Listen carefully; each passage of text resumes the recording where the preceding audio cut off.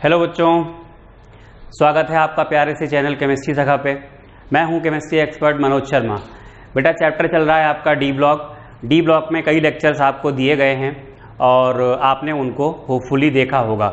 अगर नहीं देखा है तो इस लेक्चर को देखने से पहले आप पुराने वाले लेक्चर्स को कंप्लीट करें, जिसका लिंक आपको डिस्क्रिप्शन बॉक्स में मिल जाएगा, या फिर आप डायरेक्टली हमारी प्लेलिस्ट को ओपन कर सकते हैं जो कि डी एंड एफ ब्लॉक के नाम से है।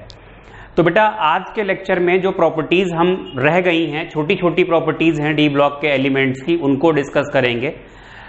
उसके बाद फिर जो नेक्स्ट लेक्चर हमारा होगा वहां पर हम डी ब्लॉक के जो कंपाउंड्स हैं KMnO4 और K2Cr2O7 उनके बारे में बात करेंगे।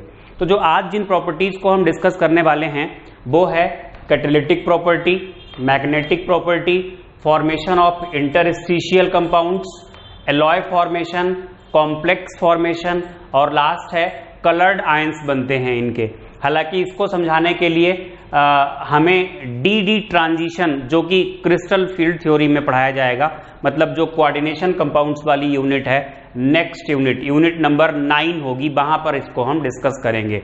लेकिन आपके एनसीईआरटी में ये टॉपिक दिया हुआ है, लेकिन समझ में नहीं आएगा अभी आपको जब तक हम आपको क्रिस्टल फील्ड थ्योरी नहीं पढ़ा देंगे। तो बेटा जी हम लोग शुरुआत करते हैं कैटालिटिक प्रॉपर्टी से। बेटा ये वेल नोन है कि जो डी ब्लॉक के एलिमेंट्स होते हैं, आयंस होते हैं और उनके कंपाउंड्स होते हैं, वो अच्छे कैटलिस्ट की तरह काम करते हैं। बहुत सारे जगह पे आपने इनके एग्जाम्पल्स पढ़े हैं, जैसे कि आप जब नाइट्रिक एसिड बनाते हो तो कैटलिस्ट आप लेते हो, जो प्रोसेस थी उसका नाम था नाइट्रिक एसिड बनाने की ओस्टबाल्ट्स प्रोसेस। इसके अलावा जब आप कॉन्टैक्ट प्रोसेस से H2SO4 बनाते हो तो B2F5 लेते हो, हैबर्स प्रोसेस से अमोनिया बनाते हो तो आयरन और मोलिब्डेनम लेते हो, या इसके अलावा और भी बहुत सारी प्रोसेसेस हैं, हाइड्रोजिनेशन होता है, पेट्रोलियम फॉर्मेशन होता है। हर जगह डी ब्लॉक के एलिमेंट्स और उनके कंपाउंड्स को ही कैटलिस्ट की तरह यूज किया जाता है। तो क्वेश्चन पूछा जाता है कि डी ब्लॉक के एलिमेंट्स हैं, कंपाउंड्स हैं या आयंस हैं, ये अच्छे कैटलिस्ट क्यों हैं? इनकी जो कैटालिटिक प्रॉपर्टी है उसकी वजह होती है नंबर 1, इनके पास अनपेयर्ड डी इलेक्ट्रॉन्स होते हैं। अनपेयर्ड डी इलेक्ट्रॉन्स होने की वजह से ये रिएक्टेंट से अटैच हो जाते हैं, और रिएक्टेंट से अटैच हो जाएंगे तो रिएक्टेंट्स पास आ जाएंगे। जब रिएक्टेंट्स पास आ जाएंगे तो इजीली रिएक्ट कर जाएंगे, मतलब एनर्जी ऑफ एक्टिवेशन या एक्टिवेशन एनर्जी घटा देते हैं रिएक्शन की, जो कि आपको केमिकल काइनेटिक्स में पढ़ाया ही गया था कि जो पॉजिटिव कैटलिस्ट्स होते हैं वो रिएक्शन की एक्टिवेशन एनर्जी को घटाते हैं। नंबर 1 तो ये हो गया। नंबर 2, ये सरफेस एरिया प्रोवाइड कराते हैं, सॉलिड्स होते हैं इसलिए एडजॉर्प्शन के थ्रू कैटालिसिस होता है। नंबर 3, ये वेरिएबल ऑक्सीडेशन स्टेट शो करते हैं। जैसे अभी +2 में है तो +2 से क्या करेगा, एक रिएक्टेंट से रिएक्शन करके +3 में कन्वर्ट हो जाएगा, और फिर जो इंटरमीडिएट बना है वो इंटरमीडिएट दूसरे रिएक्टेंट से रिएक्शन करेगा, प्रोडक्ट बनाएगा, और कैटलिस्ट जो पहली वाली फॉर्म में था उसी फॉर्म में यहां पर लिबरेट हो जाएगा। तो ये इनकी कैटालिटिक प्रॉपर्टीज की वजह हैं। फटाफट इनको लिख डालिए, अच्छी भाषा में लिखिएगा।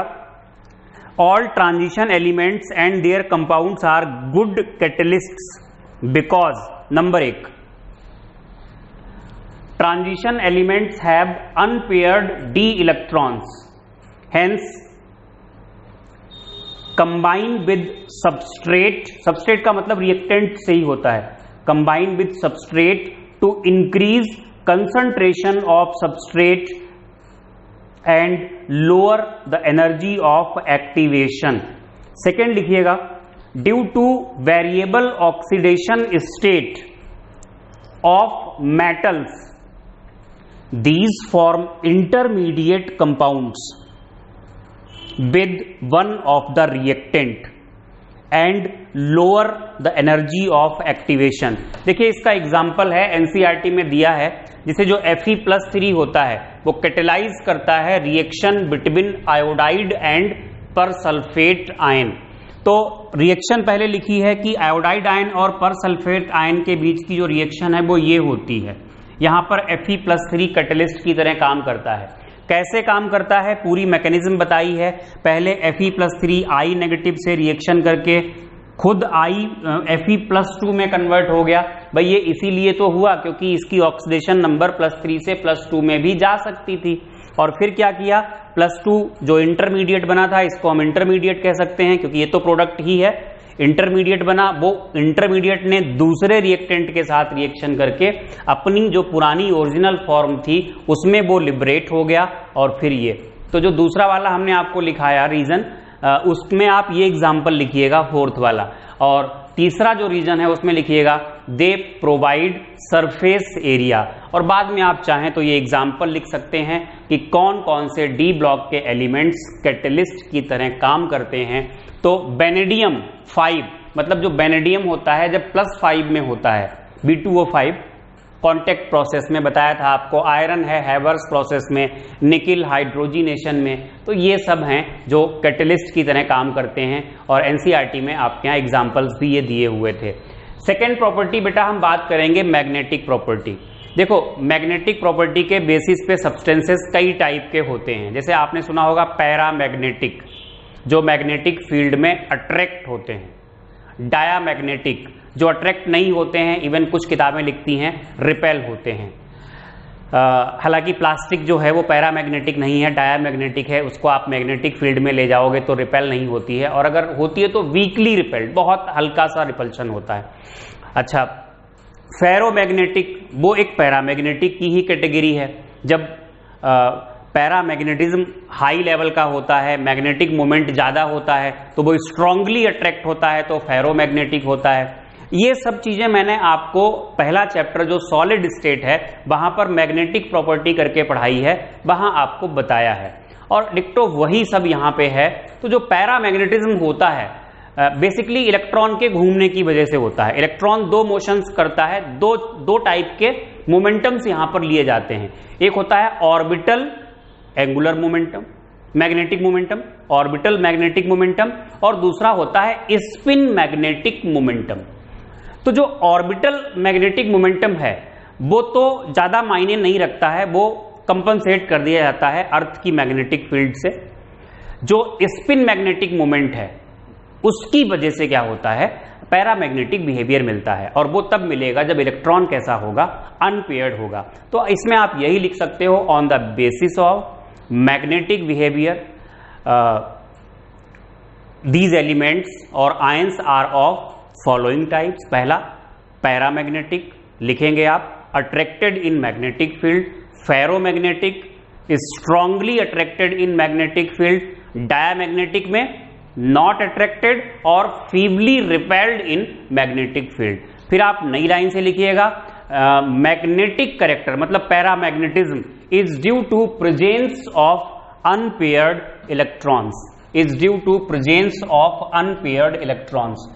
तो मान लो कोई डी ब्लॉक का एलिमेंट या आयन आपको दिया जाता है और आपसे पूछते हैं बताइए ये पैरामैग्नेटिक होगा या डायामैग्नेटिक, तो आप क्या करेंगे, उस आयन का इलेक्ट्रॉनिक कॉन्फ़िगरेशन कर लेंगे, और इलेक्ट्रॉनिक कॉन्फ़िगरेशन करने के बाद चेक करेंगे क्या वहां पर अनपेयर्ड इलेक्ट्रॉन है। अगर वहां पे अनपेयर्ड इलेक्ट्रॉन है तो वो सब्सटेंस कैसा हो जाएगा, यानी एटम या आयन कैसा हो जाएगा, पैरामैग्नेटिक हो जाएगा। ठीक है, तो आपने लिखा paramagnetism is due to presence of unpaired electron, full stop के बाद two types of magnetic moment is present. पहला एंगुलर मैग्नेटिक मोमेंट, ब्रैकेट में डज नॉट या इट इज नॉट सिग्निफिकेंट। दूसरा है spin magnetic moment, it is significant, और spin magnetic moment mu S is equal to होता है n+2। जो n है यहां पर वो है, अच्छा इसकी यूनिट होती है बहुत छोटी यूनिट है, वोर मैग्नेटॉन, Vm लिख देते हैं शॉर्ट में, ये है वोर मैग्नेटॉन, और n है यहां पर नंबर ऑफ अनपेयर्ड इलेक्ट्रॉन्स। तो अनपेयर्ड इलेक्ट्रॉन्स का नंबर जितना ज्यादा होगा स्पिन मैग्नेटिक मोमेंट उतना ही ज्यादा होगा। जैसे अगर अनपेयर्ड इलेक्ट्रॉन 1 है तो यहां 1 रखेंगे, 1 यहां भी 1 आएगा, 1 + 2 3 हो जाएगा, 3 × 1 = 3 होगा, स्क्वायर रूट ऑफ 3 मतलब 1.73। ऐसे ही जब 2 रखोगे तो 2.8 के आसपास आ जाएगा। इस तरीके से स्पिन मैग्नेटिक मोमेंट निकल के आता है। तो ये हो गई बेटा सेकेंड मैग्नेटिक प्रॉपर्टी। थर्ड आप लिखिएगा formation of interstitial compounds. Formation of interstitial compounds, देखो बेटा क्या होते हैं इंटरस्टिशियल कंपाउंड्स। जैसे ये मेटल का लैटिस बना हुआ है, लैटिस क्या होता है वो आप लोग अच्छे से जानते हो, सॉलिड स्टेट में आपको पढ़ाया गया है। मान लिया इस टाइप का लैटिस बना हुआ है, तो ये जो खाली जगह होती हैं जो ये आपको दिखाई दे रहे हैं, इनको आप लोग वॉइड्स या इंटरस्टिशियल साइट्स कहते थे। तो होता क्या है, यहां पर कुछ छोटे छोटे पार्टिकल्स जैसे कार्बन के एटम्स या हाइड्रोजन गैस के मॉलिक्यूल्स, इस तरीके से यहां पर क्या करते हैं, ये इंट्रैप कर जाते हैं।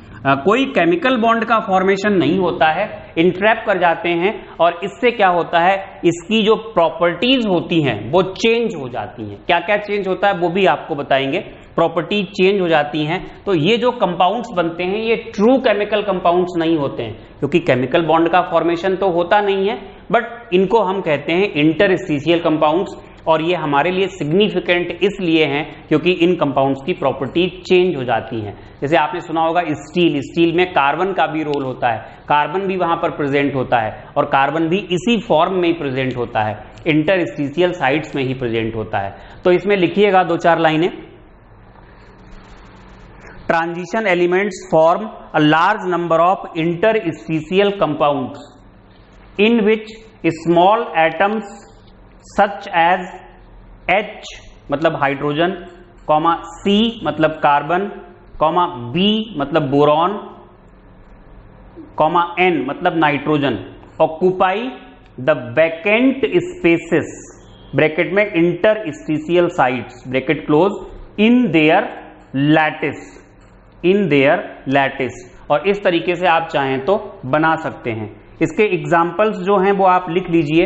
एग्जाम्पल्स हैं TiH2, ये एक कंपाउंड होता है। दूसरा है TiC, तीसरा Mn4n जो आपके यहां NCERT में दिए हुए हैं, Fe3H और TiH1.7।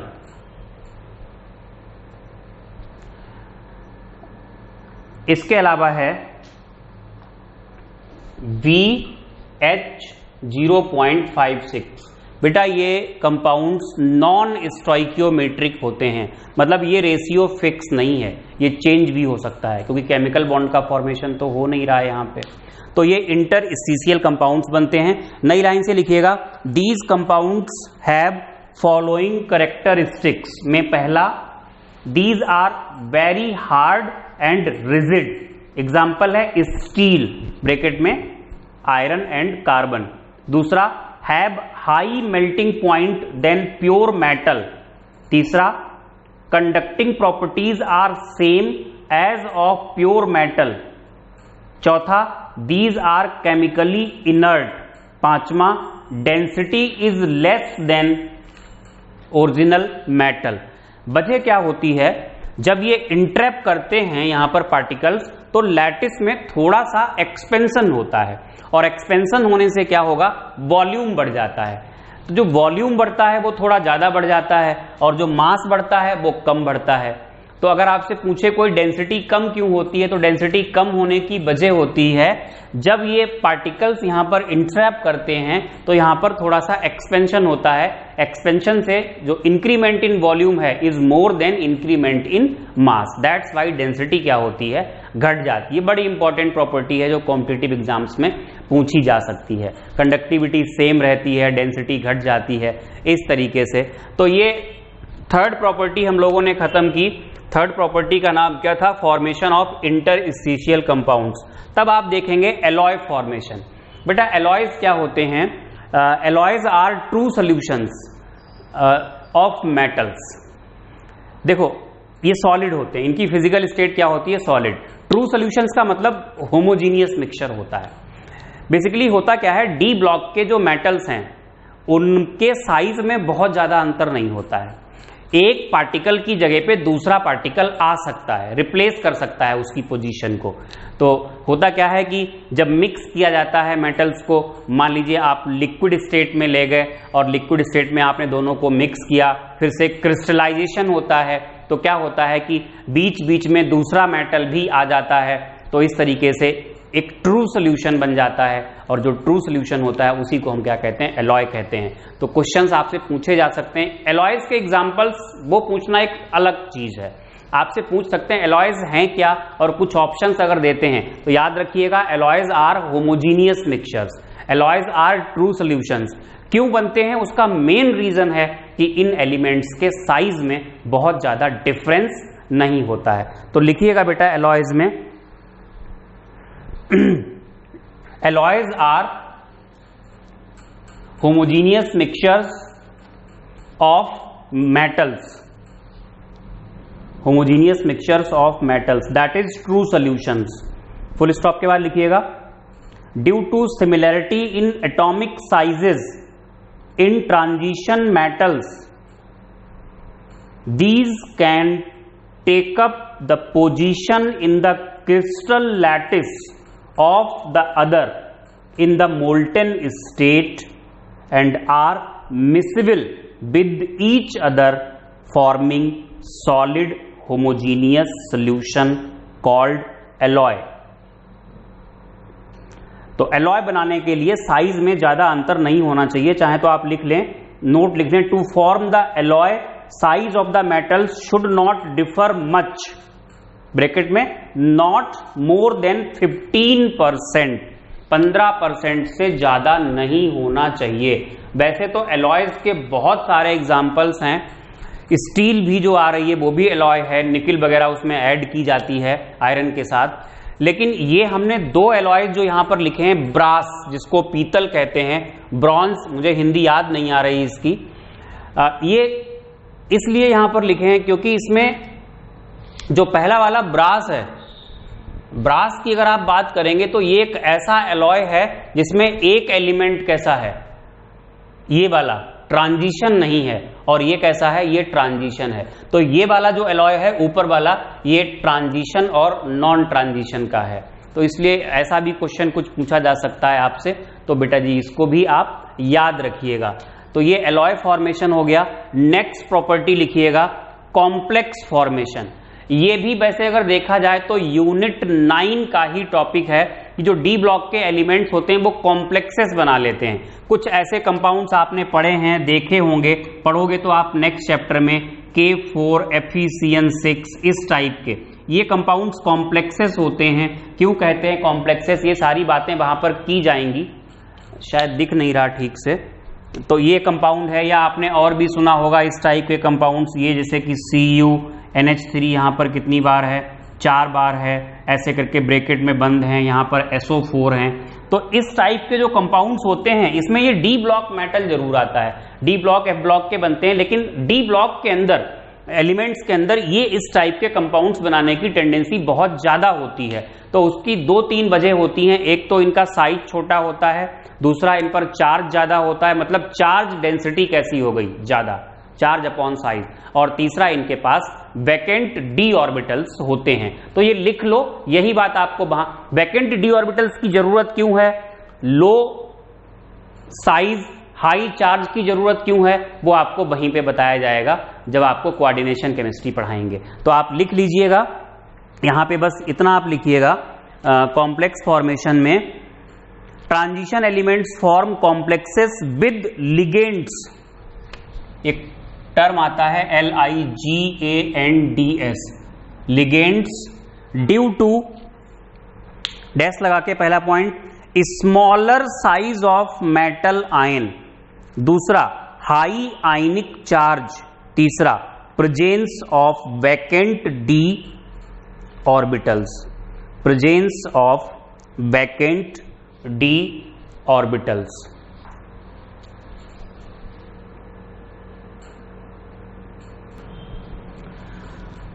बेटा अब हमें इनके कंपाउंड्स स्टार्ट करने हैं, और कंपाउंड्स में सबसे पहले थोड़ी सी हम बात करेंगे इनके ऑक्साइड्स के बारे में। तो कुछ पॉइंट्स आप लिखते जाइए, साथ में ये खत्म हो जाएंगे। तो ऑक्साइड्स में आप पहला पॉइंट लिखिएगा, आपकी हेडिंग पड़ेगी ऑक्साइड्स ऑफ डी ब्लॉक। हालांकि हम 3D सीरीज की बात करेंगे, ये भी आपके सिलेबस में है। तो लिखिएगा oxides are formed by reaction of metal and oxygen at high temperature. इसी में आप लिख लें फ्रॉम ऑक्सीडेशन स्टेट +1 to +7, मतलब जो लोएस्ट बनेगा ऑक्साइड, जहां पर लोएस्ट ऑक्सीडेशन नंबर होगी वो +1 होगी, और जो हाईएस्ट बनेगा वो +7। इसका मतलब ये नहीं हुआ कि +1 में सारे मेटल्स बनाएंगे और +7 में भी सारे मेटल्स बनाएंगे। मतलब +1 वाला लोएस्ट बनता है किसी भी का, ऐसे ही किसी भी मेटल का, ऐसे ही +7 वाला बनता है किसी भी मेटल का, मतलब मैग्नीज का, इस तरीके से। नेक्स्ट पॉइंट लिखिएगा all metals form oxide having general formula MO except scandium. Scandium +2 show ही नहीं करता है, मतलब MO जो होता है +2 में सब बनाते हैं स्कैंडियम को छोड़ के। स्कैंडियम जो होता है वो केवल +3 ही शो करता है, तो अगर उसका बनेगा तो SC2O3 बनेगा। इसके अलावा लिखिएगा next point, besides these oxides oxocations जैसे कि BO2+, BO+2, TiO+2 are also stable, ये भी होते हैं। अच्छा, अब क्या होगा, जैसे जैसे ऑक्सीडेशन नंबर बढ़ती है, ये आपको हमने जनरल इनऑर्गेनिक केमिस्ट्री में ही पढ़ाया था, ऑक्सीडेशन नंबर बढ़ेगी तो एसिडिक कैरेक्टर बढ़ेगा और कोवेलेंट कैरेक्टर भी बढ़ेगा। तो जब लोअर ऑक्सीडेशन नंबर में कोई ऑक्साइड होगा तो वो आयनिक होता है, एज वेल एज कैसा होता है, बेसिक होता है। जैसे CrO की बात कर लो, हालांकि स्टेबल नहीं है ज्यादा, +2 में है तो आयनिक भी है और साथ में कैसा है, बेसिक भी है। लेकिन CrO3 में +6 हो गया क्रोमियम का, तो वो एसिडिक होता है। तो लिखिएगा with increasing oxidation number acidic character as well as covalent character increases. आप एक एग्जांपल लिख लीजिए, Mn2O7, ये हाईएस्ट वाला है +7, इसके बारे में क्वेश्चन पूछा जा चुका है। ये कोवेलेंट है, ग्रीन ऑयल है और एक्सप्लोजिव ऑक्साइड है।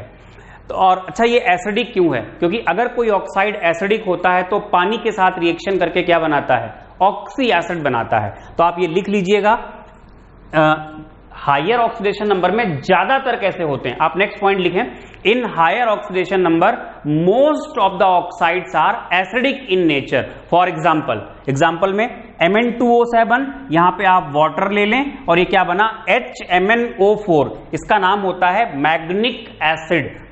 ऐसे ही CrO3, यहां पे वाटर ले लें तो ये बनता है H2CrO4 या H2Cr2O7, दोनों में ही +6 है क्रोमियम की, ये क्रोमिक एसिड है। डाइक्रोमिक एसिड कह लो इसको, क्रोमिक एसिड कह लो, इस तरीके से। लेकिन एक्सेप्ट B2O5 जो है ये +5 में है, वेनेडियम की हाईएस्ट ऑक्सीडेशन नंबर है।